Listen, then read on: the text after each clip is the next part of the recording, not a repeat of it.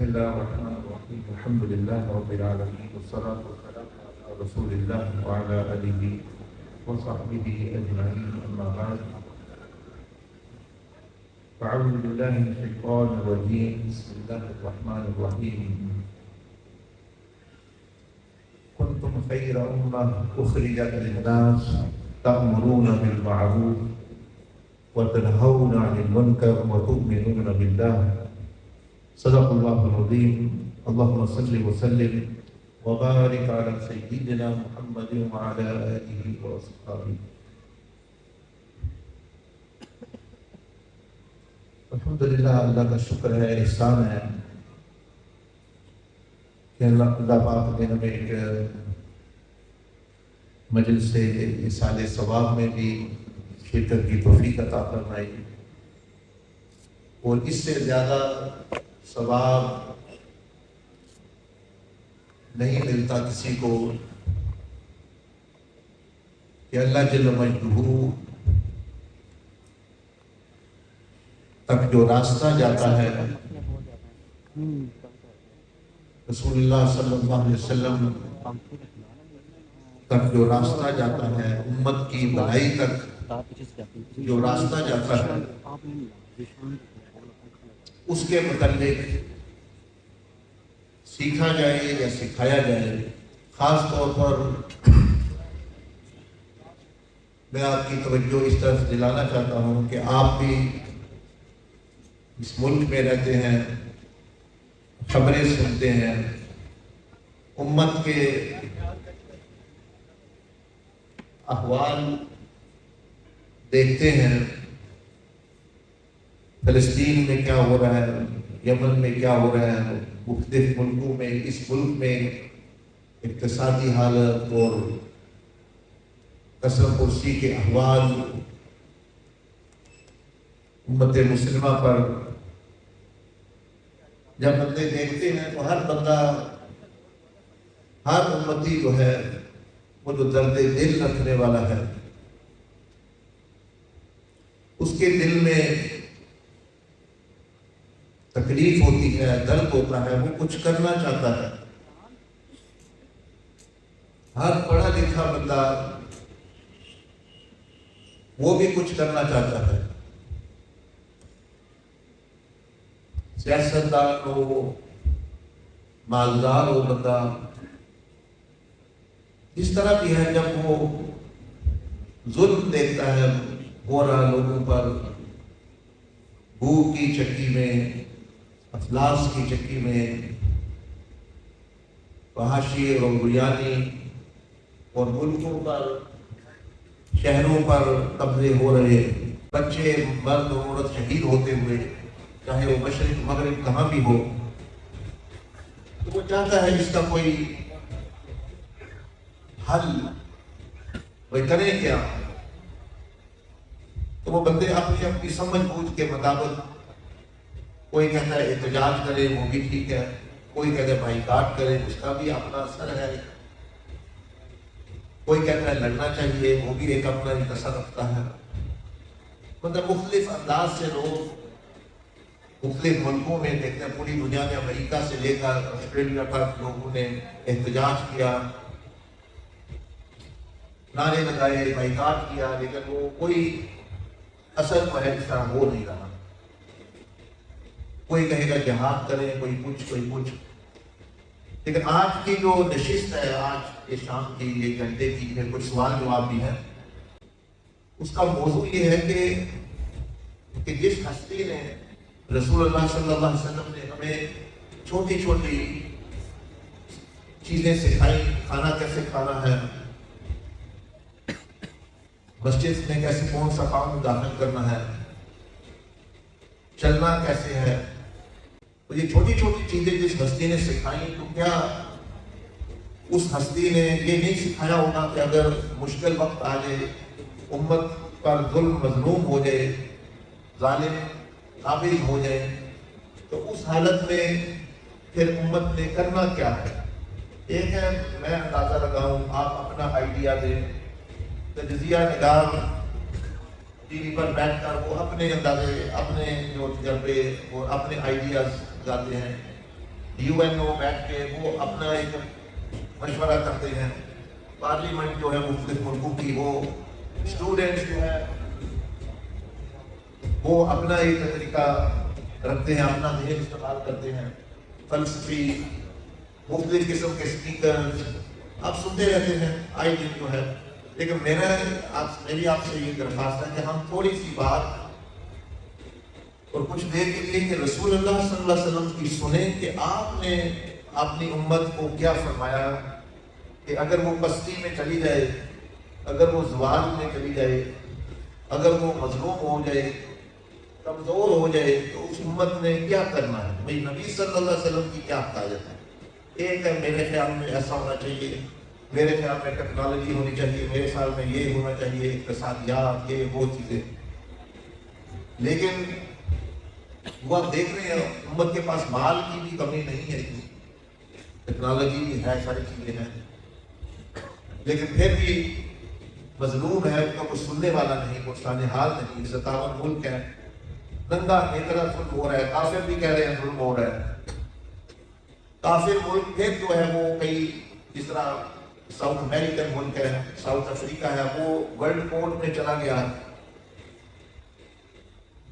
اور مسلمان ممالک بات کو یہ بھی توفیق نہیں کہ وہ وہاں جا کے کچھ کہیں، لڑیں یا کچھ یہ چیز ایسا کریں. تو وہ مطلب یہ کہ ایسے ظلم ایسے ہو، یہ کوئی اب کی بات نہیں ہے، مطلب 100 سال ہو گیا ہے. تو آج کی نشست میں آپ نے غور سے سننا ہے. میں آپ کو 1400 سال پہلے بلکہ 1500 سال پہلے کے قریب لے کے جانا چاہتا ہوں کہ جب نبی علیہ السلام تشریف لائے تو امت کا کیا حال تھا. اس وقت بیت المقدس تو کیا، کعبہ معظمہ بھی کافروں کے قبضہ میں تھا. یعنی بیت المقدس جو ہے وہ تو تھا ہی، لیکن اس وقت کعبہ شریف جو ہے وہ بھی غیروں کے قبضہ میں تھا. آپ خود کا جو ہے اللہ کی طرف دعوت بھی نہیں دے سکتے تھے، اس کے یہ حال. تو وہ عرض کر رہا ہوں کہ رسول اللہ صلی اللہ علیہ وسلم نے اس حال میں ہمیں عملی طور پر کیا کر کے دکھایا کہ انہوں نے پوری دنیا میں اسلام کا جھنڈا جو ہے وہ بلند کیا، اور حکومتیں اور سپر پاور میں تبدیل ہوگی. وہ کیا لائحہ عمل ہے، وہ کیا حکمت عملی ہے، وہ کیا طریقہ کار ہے جو نبی علیہ السلام نے اختیار کیا. تو یہ 1 گھنٹے کی گفتگو ہے تقریباً. تو آپ نے توجہ کے ساتھ سکرین کو بھی دیکھنا ہے، اور میری گفتگو بھی جو ہے وہ سننی ہے. تو آپ کو سمجھ آئے گی کم از کم. کرنا تو بندے نے ہے بعد میں، لیکن ایک منہج، ایک حکمت عملی تو بندے کو صاف واضح ہو جائے کہ یہ ہے اصل میں کام کرنے والا. اس طرح یہ امت جو ہے وہ دوبارہ عروج حاصل کر سکتی ہے. تو چلیں شروع کرتے ہیں اللہ پاک کے نام سے، اور اللہ سے دعا کرتے ہوئے کہ اللہ جل مجدہ ہمیں دین کی صحیح سمجھ جو ہے وہ عطا فرمائے. تو یہ دیکھیں آپ کو اسکرین پر نظر آ رہا ہے کہ حضور علیہ السلام کے آنے سے پہلے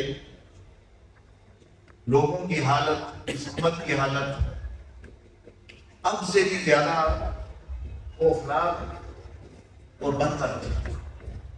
بلکہ ابتدائی طور پر جب اعلان نبوت ہوا، کوئی انصاف نہیں، کوئی حکومت نہیں، ظلم ہی ظلم، اپنی رائے کا اظہار کرنا بھی ظلم، کوئی قانون نہیں، بچیوں کو زندہ نرگون کیا جا رہا ہے، طرح طرح کی اس طرح کی چیزیں. تو اگر اس وقت میں ان لوگوں کی تربیت یا ان کو انہوں نے جو طریقہ اختیار کیا اور ترقی حاصل کی،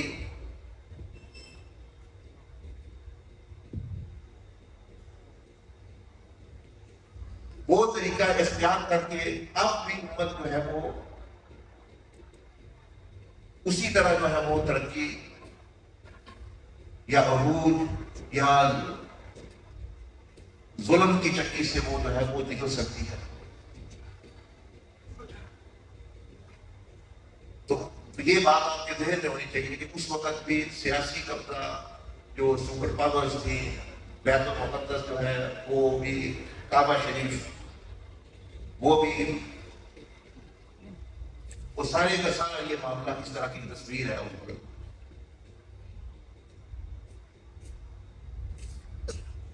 تو نبی علیہ السلام نے سب سے پہلے مکہ شریف میں فرد یعنی اکیلے انسان پر جو ہے وہ محنت شروع کی.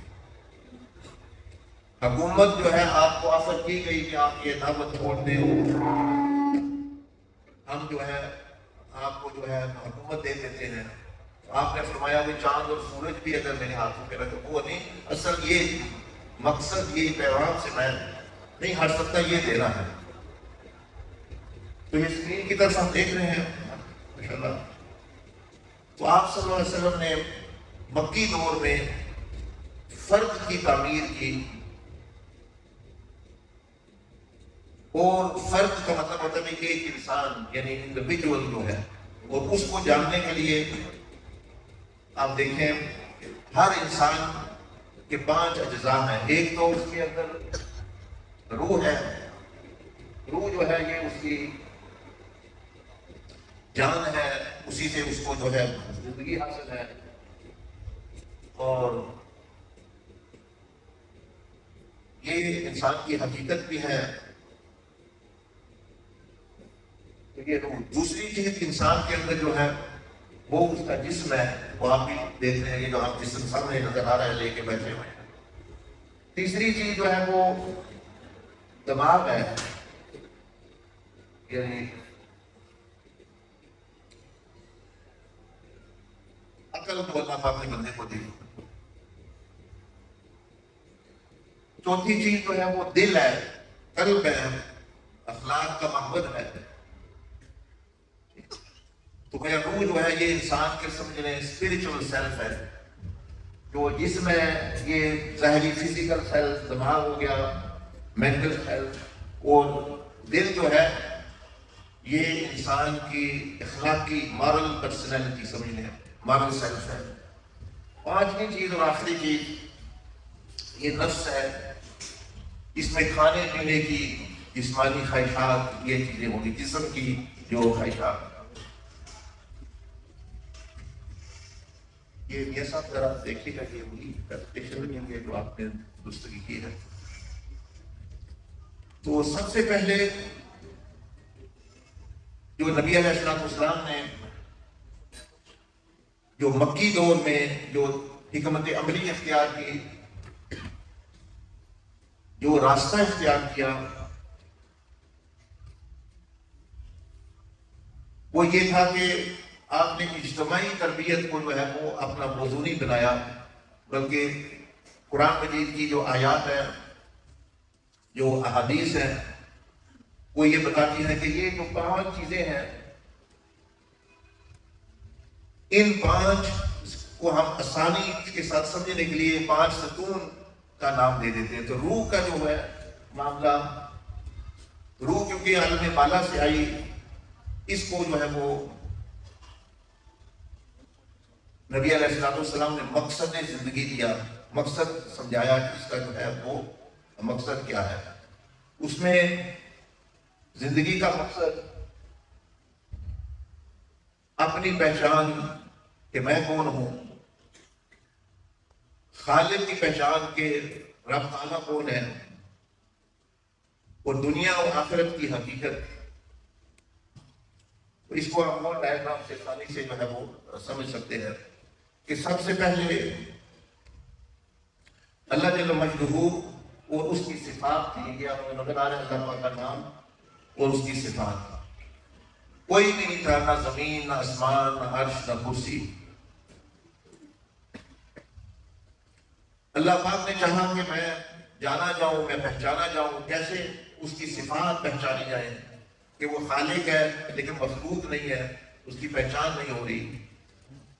وہ رزاق ہے، لیکن جس کو رزق دیا جانا وہ موجود ہی کوئی شے نہیں، صرف اللہ ہے۔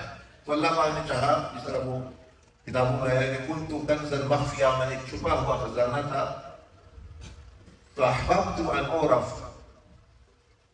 مجھے اچھا لگا کہ میں پہچانا جاؤں، تو میں نے مخلوق کو پیدا کیا۔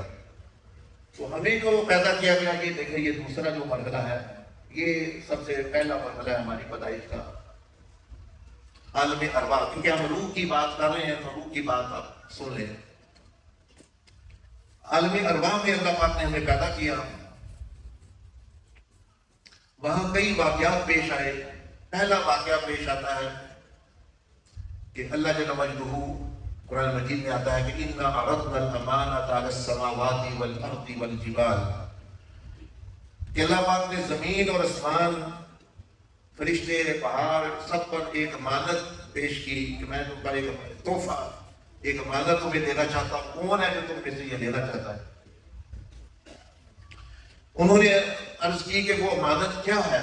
اللہ پاک نے فرمایا کہ میں نے جو آزادی ہے اختیار کی وہ کسی کو نہیں دی۔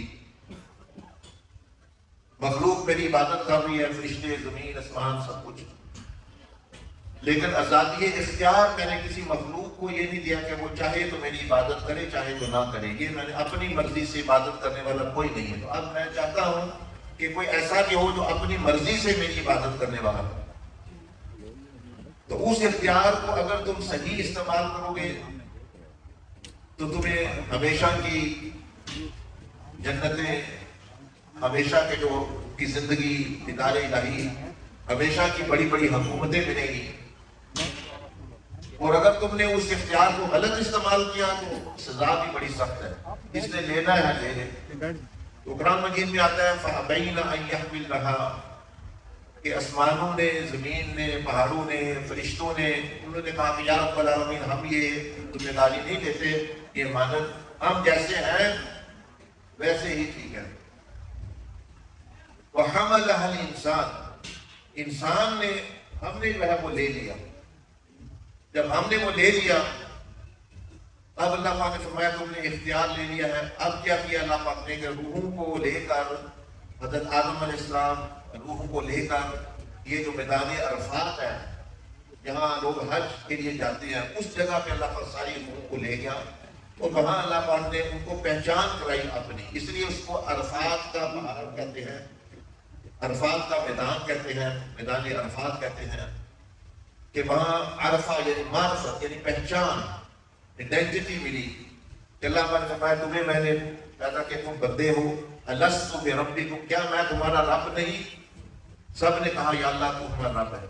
اللہ پاک نے فرمایا میں نے تمہیں اس لیے پیدا کیا ہے کہ تم ہمیشہ ہمیشہ حکومتیں کرو، ہمیشہ ہمیشہ بادشاہیاں کرو، ہمیشہ ہمیشہ عیش کرو، میرا دیدار کرو، انبیاء کے ساتھ رہو، یہ تمہارا مقصد ہے پیدا ہونے کا۔ لیکن اس کے لیے تمہیں آزمائش سے ثابت کرنا پڑے گا کہ تم مستقبل ہو۔ ہم سب نے کہا کہ قالوا بلا شہدنا، یا اللہ ٹھیک ہے یہ سودا ہمیں منظور ہے۔ اللہ پاک اب روحوں کو واپس آسمانوں میں لے گیا، وہاں سے باری باری ادھر دیکھیں، یہ زمین کی جو نظر آ گیا یہ پہلے تو لے گیا ہے اللہ پاک، دوبارہ جو ہے باری باری ادھر جو ہے وہ ہر روح آ رہے ہیں۔ مثلا آپ کے اباء و اجداد میاں غلام رسول صاحب رحمۃ اللہ جن کا تذکرہ ہو رہا، جن کا سال ثواب ہے، میرے دادا جان جو 1923-25 میں یہاں تشریف لائے، ان کے شام بھائی کے دادا کے دوست تھے وہ لوگ اب دوبارہ چلے گئے عالم ارواح برزخ میں۔ آپ کی جو اولادیں اگلی آنے والی وہ ادھر ہے ابھی عالم ارواح، آپ ادھر ہے، ادھر چھوٹی سی زمین پر آ گئے۔ اب باری باری اللہ جل وعلا ہمیں ادھر بھیج رہا ہے، اور ادھر بھیج کے پھر اس نے کیا کیا کہ ہمیں جسم دے دیا کہ جسم سے تمہاری آزمائش ہوگی، اور یہ بھی بتا دیا وَلَنَبْلُوَنَّكُمْ وَزُيِّنَ لِلنَّاسِ کہ دو طرح تمہاری آزمائش ہوگی، ایک تو مصیبت کی لائن، بیماری، پریشانی، بھوک، پیاس، یہ ایسے، اور دوسرا شہوات، عورتوں کی مردوں سے، مردوں کی عورتوں سے، بچے، اولاد، مکانات، گاڑیاں، دولت، شہرت، یہ ایک لائن یہ آزمائش کی ہے۔ ایک لائن جو ہے وہ مصیبت پریشانی والی، اور جسم دے دیا ادھر، یہ اب ہم ادھر ہیں اس دنیا میں۔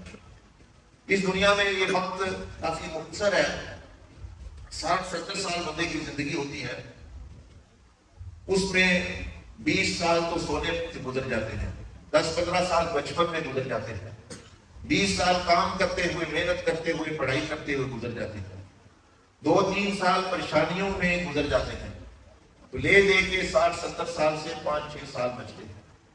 تبھی نا 20 سال سونے کے گزر گئے، 20 سال کام میں گزر گئے، پڑھائی میں گزر گئے، اور 2-4 سال پریشانیوں میں گزر گئے۔ اس کے بعد پھر جو وہ آزمائش بندوں کو بتایا گیا تھا، پھر یہاں سے واپسی ہوتی ہے۔ یہ آپ دیکھیں آگے، اس کو کہتے ہیں برزخ کی دنیا، یہ قبر ہے۔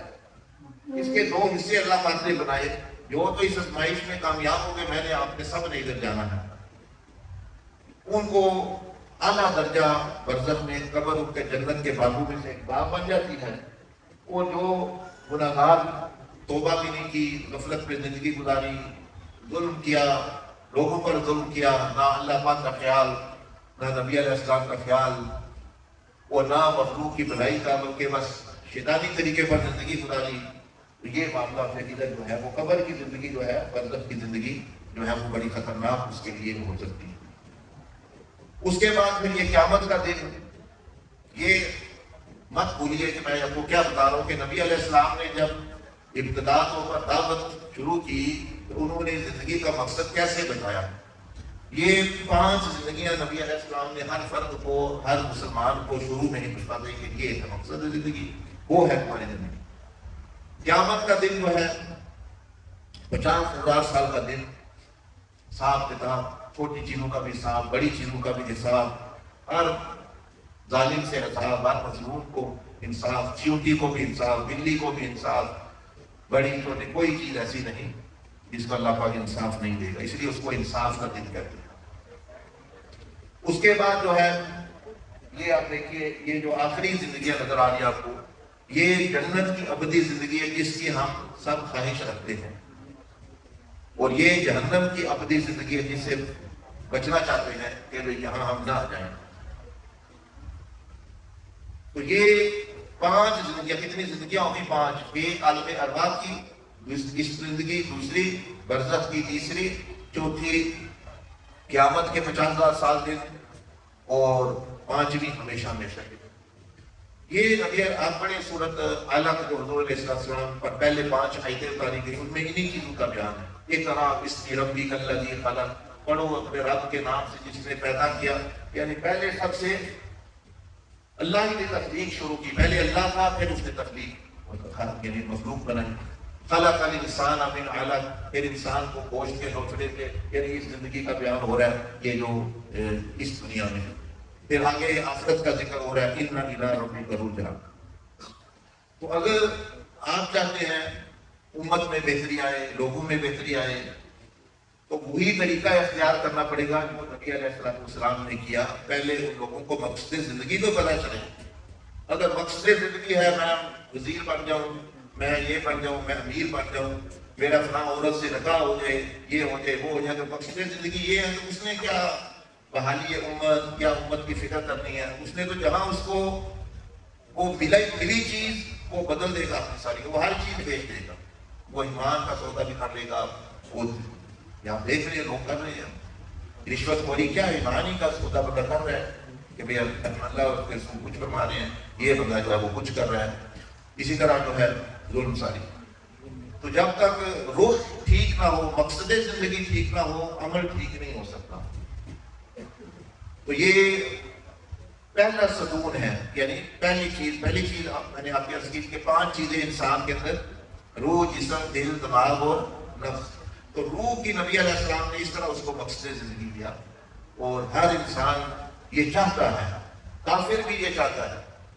آپ نے کبھی غور کیا کہ ہر انسان کافر ہو، مسلمان ہو، گنہگار ہو، اس کے اندر یہ خواہش ہوتی ہے میرا بہت بڑا مکان ہو۔ یہ کیوں ہوتی ہے؟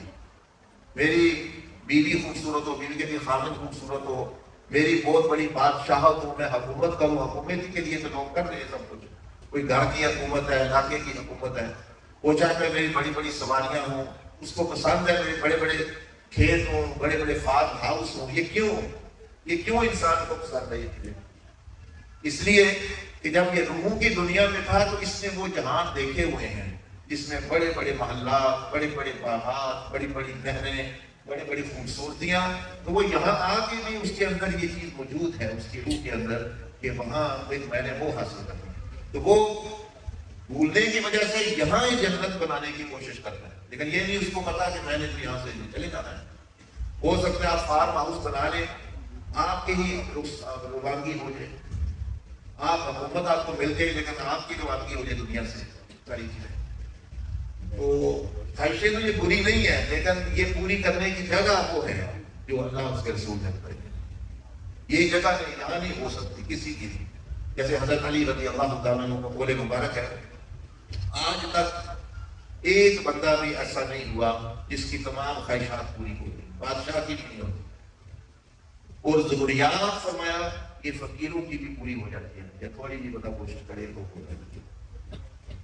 وہ بندہ اس طرح کرنا چاہے، جب بادشاہ کی جب ایک بندہ بتا دیں دنیا داروں میں سے جس کی خواہشات ساری پوری ہو گئی، جس کے پاس ملک ہے وہ چاہتا ہے میں دوسرا ملک ہو جائے، جس کے پاس حکومت ہے وہ جو ایم پی ہے وہ کہتا ہے میں ایم ایل اے بن جاؤں، ایم ایل اے کہتا ہے میں وزیر بن جاؤں، وزیر ہے وہ کہتا ہے وزیر اعظم بن جاؤں، وہ ہے وہ کہتا ہے میری آپ حکومت ہمیشہ کے لیے رہے، وہ پھر کینچا تانی اسی کے لیے ظلم زیادتی یہ وہ سب کچھ بندہ کرتا ہے یہ چیزیں۔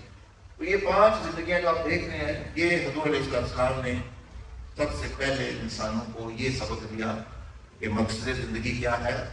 خوبصورت عورت چاہنا کوئی جرم نہیں ہے، حکومت چاہنا کوئی جرم نہیں ہے، بڑے بڑے محلات چاہنا لینا حاصل کرنا کوئی جرم نہیں ہے، سواریاں بڑے بڑے لہجات دیکھ کے، لیکن وہ جگہ جو ہے وہ جنت ہے جہاں سے یہ وہ تمہیں ملیں گے ہمیشہ۔ ادھر تلاش کرو گے یہ نہیں ہے یہ جگہ، تو یہ انسان کو دھوکہ، تو ادھر تو ہے آزمائش کے لیے بندہ آیا ہوا، گزارا ہو گیا۔ نبی علیہ السلام نے فرمایا کہ ایسے زندگی گزارو جس طرح ایک مسافر گزارتا۔ مسافر کا کیا مطلب ہے؟ مسافر کے پاس جس طرح کا بھی زیادہ راہ ہوتا ہے وہ گزارا کر لیتا ہے، اچھا ہے نہیں ہے اس کو پتہ ہوتا ہے میں نے تو منزل تک جانا ہے۔ اب دوسرا ستون دیکھیں، انفرادی اصلاح کا دوسرا ستون کیا ہے؟ جسم۔ اب یہ دیکھیں جسم کا جو ستون ہے، جسم ہے انسان کا، نبی علیہ السلام نے جسم کے بارے میں کیا فرمایا، کیسے تربیت کی۔ یہ جو 7 جسمانی اعضاء ہیں، زبان، کان، آنکھیں، ہاتھ، پاؤں، پیٹ، شرم و حیا، اس کے بارے میں رسول اللہ صلی اللہ علیہ وسلم نے ابتداءً بھی تعلیم دی اور ساری زندگی آپ تعلیم دیتے رہے کہ مسلمان ہی وہ ہے جس کے ہاتھ اور زبان سے دوسرے محفوظ ہے۔ ایک مرتبہ سوال کیا گیا یا رسول اللہ افضل مسلمان کون ہے؟ فرمایا وہ جس کے ہاتھ اور زبان سے دوسرے محفوظ ہوں۔ ایک نے فرمایا کہ جو 2 جبڑوں کے درمیان چیز ہے زبان، 2 ٹانگوں کے درمیان شرم و حیا بندے کا جو ضمانت دے، میں اس کو جنت کی ضمانت دیتا ہوں۔ دیکھیں نا کتنی بڑی بات ہے یہ۔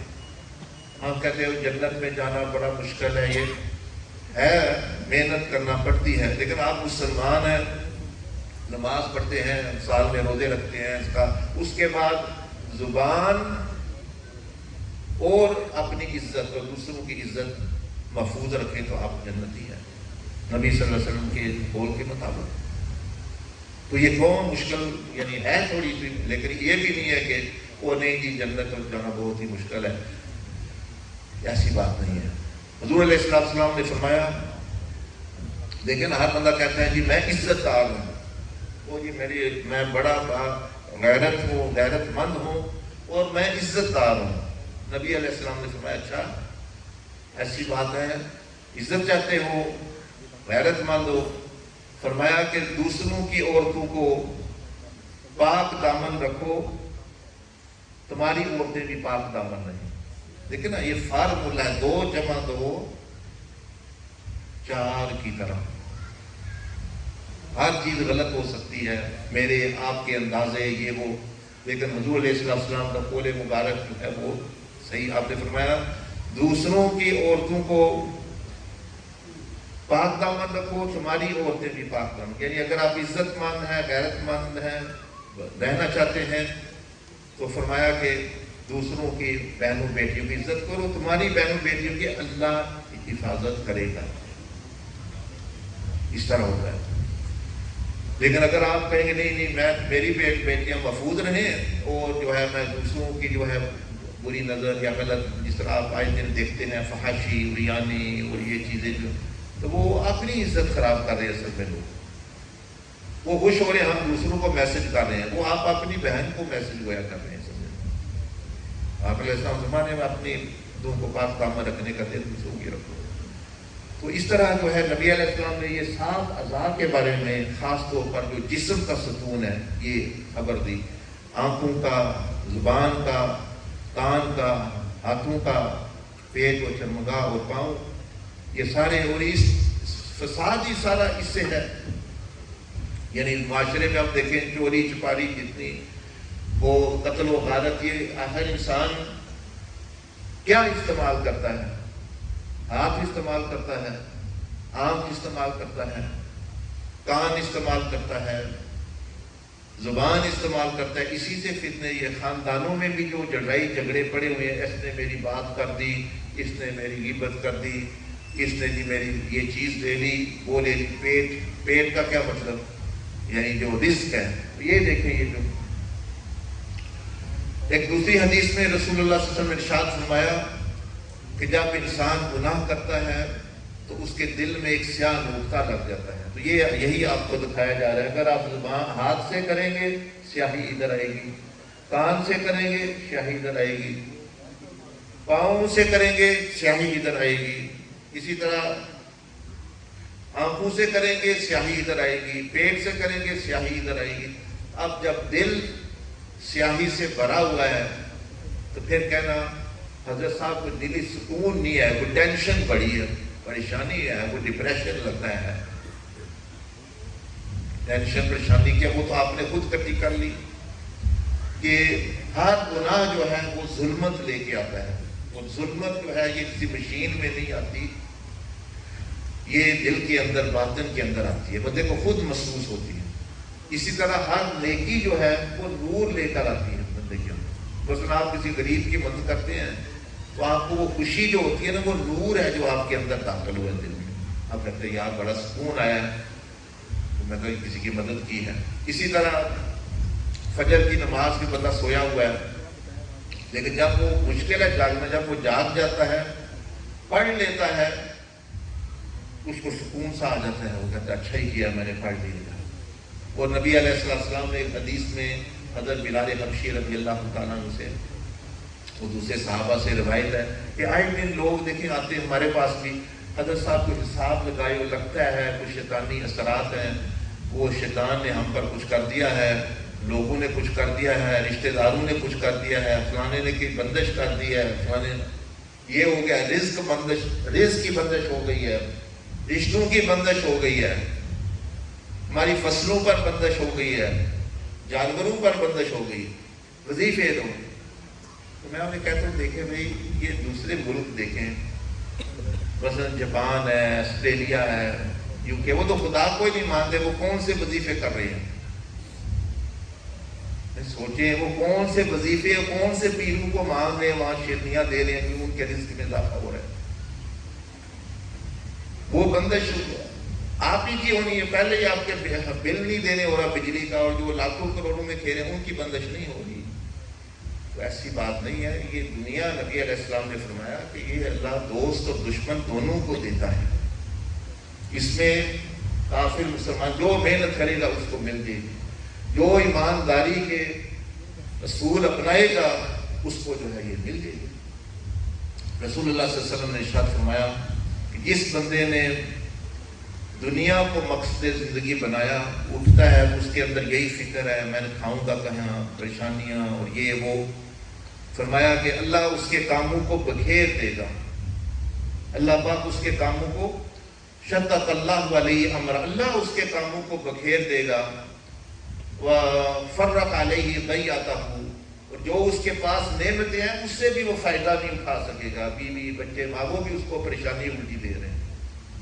وجعل فقرہ بین عینیہ, اور اس کے دل میں اور آنکھوں کے سامنے ڈپریشن, स्ट्रेस, मेरे पास कुछ नहीं है, मैं भूखा हूँ, मुझे और चाहिए, ये फरमाया उसके साथ मामला होता है। जो बंदा अपना मकसद जिंदगी दुनिया को बना देता है, तो ये तो किसी रिश्तेदार को कुछ करने की जरूरत ही नहीं, किसी जिन्न को, शैतान को क्या पड़ी आपके पीछे लगने की, जब हम खुद ही अपने पाँव पे कुल्हाड़ी मार रहे हैं। इसी तरह रसूलुल्लाह सल्लल्लाहु अलैहि वसल्लम ने इरशाद फरमाया, जो बंदा आखिरत को, अल्लाह की रज़ा को मकसद जिंदगी बनाएगा, जामा अल्लाहु लहू अमरा, अल्लाह उसके कामों को समेटेगा, अल्लाह उसके काम जो है वो इकट्ठे होंगे। वक़फ़ अलैहि ज़य्यतहू, उसके जो नेमतें उसके पास है उससे वो लुत्फ़ अंदोज़ हो सकेगा। बीवी बच्चे, माल दौलत थोड़ा है ज़्यादा है, उसको जो सुकून आएगा उधर से। वजअल गिनाहु फी क़ल्बी, और अल्लाह उसके दिल के अंदर अमीरी, गिना और सुकून भर देगा। तो जब मकसद ही गलत बना लिया तो फिर जो है वो बंदे ने ये चीजें बंदे से बनी। तो नबी सल्लल्लाहु अलैहि वसल्लम ने एक हदीस में इरशाद फरमाया, ये शैतानी असरात की बात कर रहा हूँ, फरमाया कि जब बंदा सोता है तो शैतान 3 किस्म के असरात हर बंदे पर डाल देता है, इल्ला माशाअल्लाह, 3 किस्म के समझो असरात। तो मैं जब बंदा उठता है रात को, सोया या जब भी उठे, वो अल्लाह का नाम लेता है तो एक असर उसका खत्म हो जाता है कि गिरा समझने खुल जाती है। जब वो वुजू करता है तो दूसरा असर उससे खत्म होता है। जब वो 2 रकात नमाज पढ़ता है तो वो तीसरा असर जो है वो उससे खत्म हो जाता है। तो अब जब बंदे ने इस तरह नहीं करना तो वो जाहिर है फिर उस पर असरात हो रहे हैं। ये चीज है, ये आपको अर्ज कर रहा था। तीसरा सतून, तीसरा जिस्म में क्या है, वो है दिमाग, अकल। इसकी इस्लाह के लिए रसूलुल्लाह सल्लल्लाहु अलैहि वसल्लम ने हमें इसको मस्दर खैर यानी बनाने की तलकीन की कि दूसरे के लिए अच्छी सोच रखे, नफा बख्श सोच। फरमाया, मैं यस्सरा अला मुसिर यस्सरल्लाहु फी दुनिया वल आखिरा, जो किसी के लिए आसानी पैदा करेगा, जो मुश्किल में सोचेगा उसके लिए परेशानी कैसे निकालूं, फरमाया कि अल्लाह उसके लिए आसानी पैदा करेगा। फरमाया कि जब तक बंदा अपने भाई के काम में लगा हुआ है, अल्लाह उसके कामों को दुरुस्त फरमाता है। ये सोच ही है ना, सोचने का अंदाज है। तो जब सोचने का अंदाज जो नबी अलैहिस्सलाम ने ये दिया, जब ये नफा बख्श सोच, हुस्ने ज़न, देखे ना, हुस्ने ज़न के अच्छी सोच, अच्छा गुमान रखना, बदगुमानी न करना, इंसानियत की फलाह बहबूद के लिए मनसूबा बंदी करना, यानी सोचना किस तरह लोगों का भला हो सकता है। ये दिमाग तो इसलिए है, आप देख रहे हैं ना, मसलन ये प्रोजेक्टर है, स्क्रीन है, टेक्नोलॉजी, किसी ने दिमाग अपना इस्तेमाल किया है ना कि भी लोगों के लिए कोई फायदा हो, ये टेलीफोन, ये बात कर सके, ये गाड़ी चला सके, ये जहाज में सफर कर सके। तो दिमाग को ऐसी चीजों में, यानी जो तामीरी चीजें हैं, ये नबी अलैहिस्सलाम ने तलकीन की और बुराई से इसको जो है मना फरमाया कि इसकी इस तरह इस्तेमाल ना करो। चौथा जो सतून है वो दिल है, ये आप देख रहे हैं, दिल, कल्ब। इसके लिए रसूलुल्लाह सल्लल्लाहु अलैहि वसल्लम ने इसका जो तज़किया बयान किया, फरमाया कि दिल जो है ये सिफात खुदाबंदी का मज़हर बने। अल्लाह रहमान है, आपके दिल में, मेरे दिल में भी रहम है। अल्लाह पाक सत्तार है, मेरे दिल में भी लोगों के ऐब छुपाने का जो है जज्बा। अल्लाह पाक मुअती, अता करने वाला है, मैं भी देने वाला बनूं, लेने वाला न बनूं। अल्लाह की सिफ्त है देना। अल्लाह जल मजदहू रफीक है, नर्म है, तो मेरे अंदर भी दिल के अंदर नरमी आए। ये है दिल की इस्लाह, जिसको आप हम तज़किया या वलायत कहते हैं। लोग पूछते हैं कि वली कैसे पता बनता है, अल्लाह के करीब कैसे होना है। वो अल्लाह की सिफात का मजहर बने, आप अल्लाह के करीब हो गए। अल्लाह को पसंद है, अल्लाह जमील है, वह युहिब्बुल जमाल, वो जमाल को पसंद करता है। अल्लाह अलीम है, इल्म को पसंद करता है। अल्लाह सखी है, सखावत को पसंद करता है। तो जो अल्लाह जल मजदहू की सिफात है, उसका उनका तकाजा है आपका दिल भी उनके साथ चमचे। यही दिल की इस्लाह है, यही जो है शुक्रगुजारी, इखलास, अजदी। अब आखिरी चीज रह गई नफ्स की इस्लाह। दौलत की ख्वाहिशात है, इसका क्या है? آپ علیہ السلام نے فرمایا کہ جذبات جو بندے کے ہیں، غصہ ہے، پیار ہے، اس کا مثبت استعمال، جائز استعمال، خواہشات کو بھی جائز طریقے سے پورا کرنا، حلال ذرائع سے خواہشات اور ضروریات پوری کرنا، بس نفس جو ہے وہ مطمئن ہو جاتا ہے ان چیزوں سے۔ اگر برائی سے پورا کرے گا تو وہ پھر خرابی آپ نے کر لی، اور اگر آپ نے جو ہے کھانا پینا ضروریات جتنی خواہشات ہیں یہ جائز طریقے سے پوری کی، یہی اس کا حل ہے نفس مطمئنہ۔ اب جو ہے یہ پہلی اصلاح کا جو 5 ستون ہے ان کا خلاصہ آ رہا ہے۔ یہ دیکھیے اوپر آپ کو ایک نظر آ رہا ہے اللہ پاک کی صفات، یہ اللہ پاک کے نام نظر آ رہے ہیں آپ کو لکھے ہوئے، رحمان ہے، رحیم ہے، وہ دعائیں قبول فرمانے والا ہے، مہربان ہے، بخشنے والا ہے، رحم فرمانے والا ہے، بڑی محبت کرنے والا ہے، سخی ہے، نظر آ رہا ہے آپ کو یہ اللہ کی صفات۔ اللہ نے اسی لیے ہمیں پیدا کیا ان صفات کی جو ہے معرفت حاصل ہو۔ اب دیکھیں نیچے والا دائرہ دیکھیں، یہ رسول اللہ صلی اللہ علیہ وسلم کے اخلاق جو تھے وہ اللہ پاک کی صفات کا ہی عکس تھا۔ مثلا اللہ پاک نے فرمایا میں رحیم ہوں، رؤوف ہوں، تو حضور علیہ السلام کے بارے میں فرمایا عزیز علیہ ما عنتم حریص علیکم بالمؤمنین رؤوف الرحیم۔ آپ نے بارے میں فرمایا میں رحمت والا ہوں، نبی علیہ السلام میں رحمت للعالمین ہے۔ آپ نے بارے میں فرمایا میں حلیم ہوں، برداشت اور یعنی حلم یعنی عذاب دینے میں جلد، میں فرمایا میرے محبوب بھی حلیم ہیں۔ تو سمجھ آ گئی آپ کو کہ نبی علیہ السلام کے جو اخلاق، جو آپ کا صابر ہونا، اللہ صبور ہے، حضور علیہ السلام بھی صابر ہے، اللہ جو نرم ہے نبی علیہ السلام، اللہ سچا ہے نبی علیہ السلام سچے ہیں۔ یہ سارے خلق عظیم ان کو کہا گیا کہ عظیم جو ہے صفتیں ہیں، کیوں؟ یہ اللہ کی صفات کا مظہر ہے، عکس ہے۔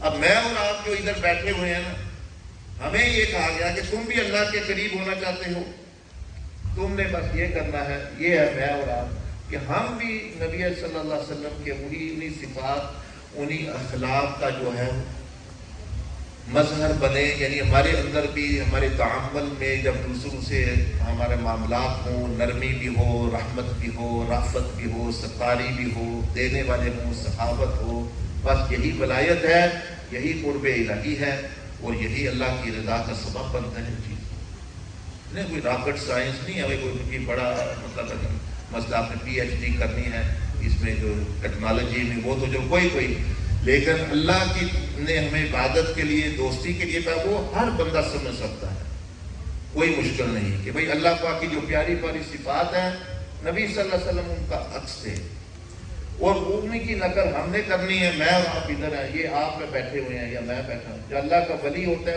وہ اللہ کی صفات سے گھرا ہوا ہوتا ہے، حضور علیہ السلام کی اخلاق سے گھرا، اسی کو کہتے ہیں۔ ہر بندہ کافر بھی، جانور بھی اس کو پسند کرتا ہے۔ اب دیکھیں نا، گائے ہے، بھینس ہے، کتا بلی ہے، نرم بندے کو، اچھے بندے کو جو ان کو دیتا ہے، مارتا نہیں، جھڑکتا نہیں، وہ بھی اس کی طرف آتے ہیں۔ مرد بھی پسند کرتے ہیں، بچے بھی پسند کرتے ہیں۔ کچھ لوگ آتے ہیں تو ہر کوئی بھاگ کے چلا جاتا ہے، کچھ آتے ہیں تو لوگ ادھر ادھر سے ان پر امٹ آتے ہیں۔ نبی صلی اللہ علیہ وسلم کے بارے میں فرمایا گیا کہ آپ کی شخصیت ایسی تھی کہ جہاں آپ جاتے تھے کائنات آپ کی طرف جو ہے وہ رجوع کرتی تھی، کیا کافر، کیا مسلمان، کیا بوڑھے، مرد، عورت، بچے، یہاں تک کہ جاندار بھی، پرندے کبھی آ جاتے، کبھی بھیڑیاں آ جاتی، کبھی جو ہے اونٹ آ جاتے، وہ بھی حضور علیہ السلام کے ساتھ آ کے گفتگو فرماتے۔ تو یہ کیا وجہ ہے کہ ہم سے لوگ بھاگ رہے ہیں؟ اس لیے کہ ہمارے اندر شیطانی وہ چیزیں آ جاتی، سختی، درستگی، بغض، حسد، گالی گلوچ، یہ شیطانی صفات۔ تو یہ پوری سمجھ لیں یہ تصویر واضح کرتی ہے آپ سے کہ آپ کو پیدا کیوں کیا گیا۔ اب آپ کی مرضی ہے، آپ شیطان کی صفات کے مظہر بنے یا نبی علیہ السلام کے مظہر، یا اللہ کی صفات کا مظہر بنے۔ یہ جتنے نیک عمل بتائے گئے یہ اسی لیے بتائے گئے۔ اب آپ کو سمجھ آ گئی۔ تو یہ 5 کتنے ستون ہو گئے؟ 5 ستون، جسم یعنی روح کا تزکیہ، روح کا تزکیہ، روح کو تو ہمیں مقصد زندگی مل گیا، صحیح مقصد۔ جسم کا یہ ہے 7 اعضاء، برائی میں استعمال نہ ہو، اچھے استعمال ہو۔ دماغ کا پاک ہونا، دماغ نفع بخش، حسن زن، تعمیری سوچ، مشکلات کو حل کرنے والا دماغ، نہ کہ تخریبی، شیطانی اور مطلب لوگوں کے نقصان کا سوچنے والا۔ دل کا کیا؟ وہ صفات خدا بندی اور اخلاق محمدیہ کا مطلب بنے۔ اور نفس کا کیا ہے کہ خواہشات کا جائز استعمال، جذبات کا، جو جذبات بندے میں مثال کے طور پر خواہش ہے، غصہ آ گیا ہے، اس کو اچھے طریقے سے استعمال کرے۔ اگر محبت کا جذبہ ہے تو اچھے انداز میں استعمال کرے، جہاں محبت کرنی چاہیے وہاں استعمال کرے۔ حلال ذرائع سے خواہشات پوری کرے، ضروریات جو نہیں ہوتی، پتہ ہے میں آزمائش میں ہوں، میں اس دنیا میں ہوں، میں آخرت میں نہیں ہوں جہاں ہر خواہش پوری ہونی ہے، یہاں نہیں بھی ہوتی چیزیں۔ تو یہ اب انفرادی اصلاح کے 5 ستون ہو گئے۔ یہاں جو ہے نبی علیہ السلام نے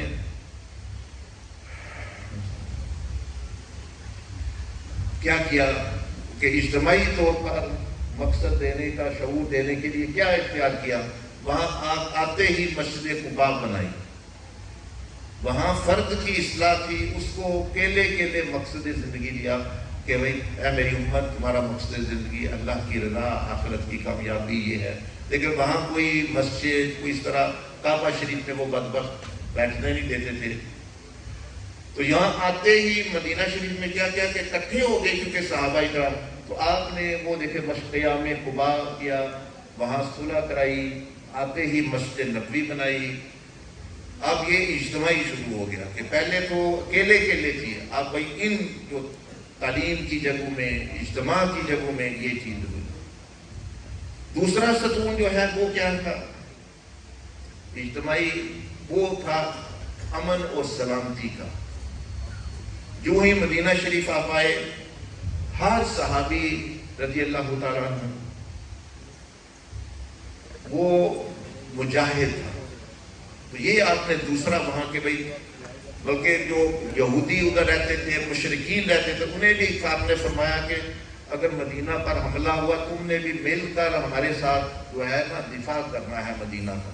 یعنی آپ نے تحفظ اور امن، سمجھ لیں فوج اس زمانے میں کس طرح نہیں ہوتی تھی، پولیس فوج کو جو ہے وہ تربیت دی، جہاد کی تربیت دی۔ ہر صحابی صحابیات میں یہ مدینہ شریف میں آتے ہی وہ یہ نہیں کہ ابھی ہم آہستہ آہستہ کریں گے، نہیں، فرمایا کہ آپ نے حفاظت کرنی ہے۔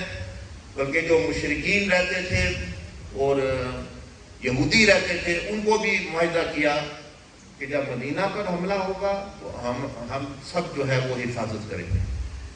تو اگر امت یہ چاہتی ہے تو یہ دوسری چیز جو ہے وہ جہاد کی تربیت، انفاق اللہ کی راہ میں، جہاد، شہادت، پولیس، فوج، یعنی جب تک کہ تحفظ اور امت کی سلامتی اور یہ جو عسکریت اور فوجی جو قوت ہے حفاظت کی یہ نہیں ہوگی، آپ کوئی بندہ آپ کی حفاظت نہیں کرے۔ آپ یہ فلسطین کے ساتھ کیوں ہو رہا ہے اس طرح؟ ایران کے ساتھ کیوں نہیں ہو رہا؟ انہوں نے میزائل بھی مارے ہیں 2-4 یا جتنے بھی 100-200، ان پر وہ کیوں 2 دفعہ انہوں نے وہ کیوں نہیں حملہ کر رہے ہیں؟ صرف اتنا پتا ہے یہ بھی آگے سے کچھ کریں گے۔ یہ افغانستان سے کیوں چلے گئے؟ بڑی بڑی سپر پاوریں بھائی یہ کچھ کریں گے آگے، حالانکہ ان کے پاس نہ ٹیکنالوجی تھی نہ کوئی، جو بھی انہوں نے جیسے بھی جد و جہد کی، لیکن جب تک یہ نہ ہو یہ آپ کو کوئی یہ ادھار میں حفاظت نہیں دے گا، سلامتی نہیں دے گا۔ وہاں تو یورپ والے دیکھیں نا ڈر کے، سویڈن کہہ رہا ہے کہ مجھے بھی نیٹو میں شامل کر لو، سوئٹزرلینڈ وغیرہ دوسرے ملک نہ پہ، فن لینڈ، وہ یہ روس حملہ نہ کر دے، ہمیں بھی نیٹو کا ممبر بنا دو۔ یعنی کہ نا کافر ملک اور زیادہ اتحاد کر رہے ہیں آپس میں کہ بھئی ہمارا جو امن ہے، یہ سلامتی ہے، یہ تب قائم رہے گا۔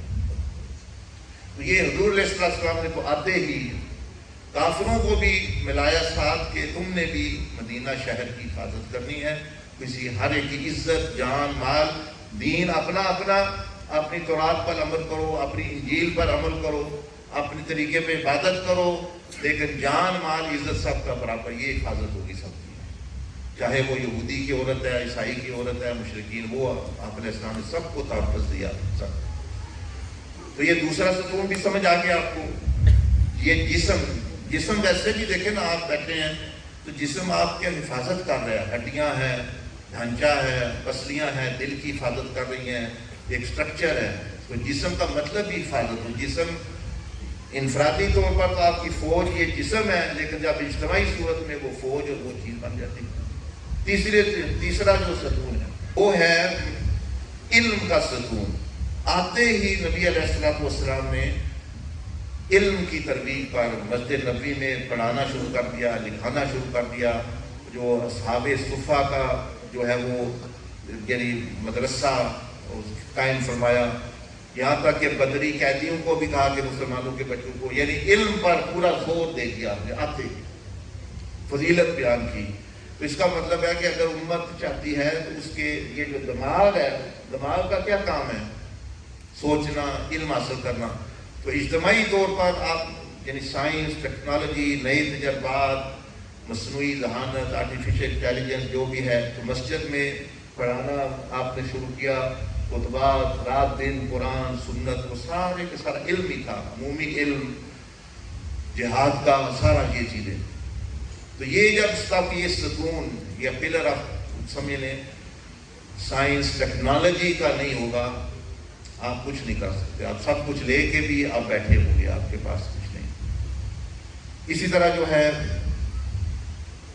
چوتھا جو ستون ہے وہ یہ ہے سیاسی قوت کا ستون. نبی علیہ السلام جب تشریف لائے تو وہاں کئی سیاسی قوتیں تھیں، لیکن آپ علیہ السلام نے ان کو اکٹھا کر کے اور خود جو ہے وہ سربراہ بنے مدینہ کی ریاست کے. وہ سیاسی قوت بھی حاصل کی. تو سیاسی قوت کے بغیر جو ہے قیادت، احتساب وغیرہ چیزیں ہونا، اس کے بغیر بھی امت جو کا کوئی کچھ نہیں بنے گا. اب سیاسی جوڑ توڑ دنیا میں ہو تو معاملات جو ہے وہ ہوتے ہیں، کوئی سنتا ہے بات آپ کی، ورنہ نہیں.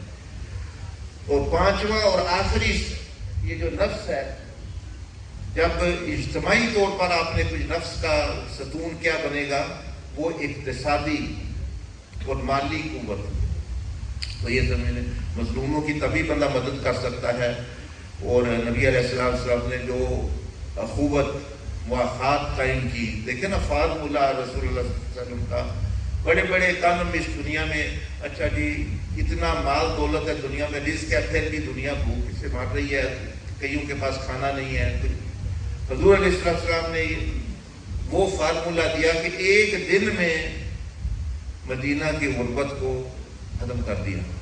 ایک دن میں. وہ کیا؟ آپ نے جو مہاجرین آئے تھے اور جو انصار آئے تھے، فرمایا تم اس کے بھائی ہو، اس کو کھانا بھی مال بھی تم نے دینا ہے. وہ ایک دن میں وہ سارے اپنا کھا پی لگے. ایک دن میں. وہ لوگ تو تیار ہیں کرنے کے لیے، لیکن جب ان کو پتا ہو انہوں نے کھا جانا ہے ہمارا مال بھی، تو کوئی دے گا نہیں. ادھر پتا تھا یہ مال کس طرح خرچ ہو رہا ہے، تو وہ قربانی دینے کے لیے تیار تھے. تو اب یہ دیکھ لیں، اب خلاصہ جو ہے یعنی یہ جو 5 ستون ہیں نیچے، یہ تو فرد کی اصلاح کے ہیں. یہ نیچے والے روح کا تزکیہ، جسم کا، دماغ کا، دل کا، نفس کا. اوپر والے جو ہیں یہ امت کو، جو لوگ کہتے ہیں کہ امت کچھ کرنا چاہیے، امت کو اٹھنا چاہیے، وہ یہ طریقہ ہے، یہ لایا عمل ہے. اس کے بغیر یہ نہیں بندہ ہوگا. اگر وہ میں آپ کو آگے بتاتا ہوں تو ہمیں کیا کرنا چاہیے، کیا کریں اور کہاں سے امت کی تعمیر شروع کریں. آپ سوچ رہے ہوں گے جی میں کیا کروں، میں تو عام بندہ ہوں. آپ عام نہیں ہیں، آپ انسان ہیں، بڑے خاص بندے ہیں. آپ کی بھی چھوٹی سی دنیا ہے. یہ دکھا لیں ہاتھوں میں چھوٹی سی، یہ سر سے پاؤں تک آپ کو بھی اللہ نے حکومت دی ہوئی. اس کے بھی 7 بر اعظم ہیں. آپ نے سنا ہوگا 5 بر اعظم، یہ 7 آسٹریلیا، جو افریقہ، امریکہ، جنوبی امریکہ 7. تو یہ جو آپ کے جو جسم ہے یہ بھی ایک چھوٹا سا جہاں ہے، اس میں بھی 7 بر اعظم ہیں. یہ دیکھ لیں دنیا میں بھی ہے نا، شمالی امریکہ، جنوبی امریکہ، افریقہ، آسٹریلیا، ایشیا، یورپ. یہ جو آنکھیں ہیں یہ بھی ایک پورا بر اعظم ہے آپ کی دنیا کا. یہ جو کان ہے، اسی طرح یہ جو زبان ہے، اسی طرح جو ہے ہاتھ، پیر، پاؤں، نگاہ، یہ سارے یہ 7 بر اعظم ہیں۔ تو جو بندہ اب اللہ پاک اب قیامت یا اللہ بڑا ظلم ہو رہا تھا، فلسطین پر بڑا ظلم ہو رہا تھا، مظلوم تھے، میری تو بات ہی کوئی نہیں سنتا تھا، میں تو سیاسی بندہ ہی نہیں، وہ فرشتے کہیں گے کہ اچھا چلو ان کو چھوڑو، سر سے پاؤں تک تمہیں بھی تو حکومت دی ہوئی تھی نا، تمہارے اندر بھی فلسطین تھا، کعبہ تھا، یہ دل تمہارا کعبہ ہی تھا، اس میں کیا کس نے قبضہ، کس کو قبضہ دیا تھا؟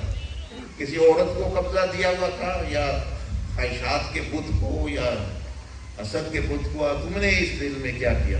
یہ جو آنکھوں کا بر اعظم تھا، اس سے کیا پکچریں لیتے رہے؟ یہ جو کان تھے، یہ جو ہاتھ تھے، یہ پورا یہ سوال ہوگا، کسی سے یہ سوال تو ہونا نہیں ہے کہ دوسرے کیا کر رہے تھے۔ قبر کے جو سوال ہیں، حشر کے جو 5 سوال ہیں، وہ سارے کے سارے ایک بندے پر ہو رہے ہیں انفرادی طور پر۔ اس میں ایک سوال بھی یہ نہیں ہے کہ دوسرے کیا کر رہے تھے۔ آپ کہیں گے وہ وزیر اعظم بہت برا تھا، صدر امریکہ کا بہت برا ہو گیا، وہ آئے گا تو ان سے پوچھ لیں گے، آپ بتائیں نا، آپ بھی اپنے جسم کے وزیر اعظم تھے، آپ بھی صدر تھے، آپ بھی آرمی چیف تھے، آپ بھی جج تھے، آپ بھی سپریم کورٹ کے اپنے کے جج تھے، سارا دماغ، دل، ہر چیز تمہارے پورے اختیار میں تھا، اس کا کیا کیا ہے تم نے 50-60 سال میں؟ تم بھی وہی ظلم کرتے رہے، فرق یہ ہے ان کو حکومت مل گئی، تمہیں ملتی، تم نے بھی کوئی کمی چھوڑنی نہیں تھی، پھر بندہ پھنس جائے گا۔ جو قبر کے سوال ہے، من ربو، تیرا رب کون ہے؟ یہ نہیں ہے ان کا رب کون تھا جن کے پاس رہتے تھے، ماں دینو، تمہارا تم کس دین پر رہے، تم کس نبی کی پر ایمان رکھتے تھے؟ قیامت والے دن سوال ہیں، زندگی کا مقصد کیا تھا تمہارا؟ یا اللہ میرا پڑوسی تھا، بہت برا تھا، وہ رات دن گیم میں کھیلتا تھا، یاشی کا، اس کا پوچھ ہی نہیں رہے، تم سے پوچھ رہے ہیں تمہارا مقصد زندگی کیا تھا؟ دوسرا سوال، جوانی میں تم نے صلاحیتیں کدھر استعمال کی؟ یا اللہ بڑے برے لوگ تھے، میرے دوست بڑے برے تھے، تاش کھیلتے رہتے تھے، یہ گاڑیوں جگاتے تھے، تو ان کا سوال ہی نہیں ہے، تمہیں پوچھا جا رہا ہے کہ تم نے اپنی صلاحیتیں جوانی میں کھائیں، مال کہاں سے خرچ کی، کہاں سے کمایا؟ کیا بتائیں یا اللہ، وہاں تو جو ہے رشوت کا دور دورہ، کرپشن کا دور دورہ، کچھ نہ پوچھیں، ان سے پوچھ لیں گے تم بتاؤ نا تم نے کیا کیا، کہاں پھر خرچ کیا؟ پھر 5واں آخری سوال بڑا خطرناک ہے، وہ یہ ہے،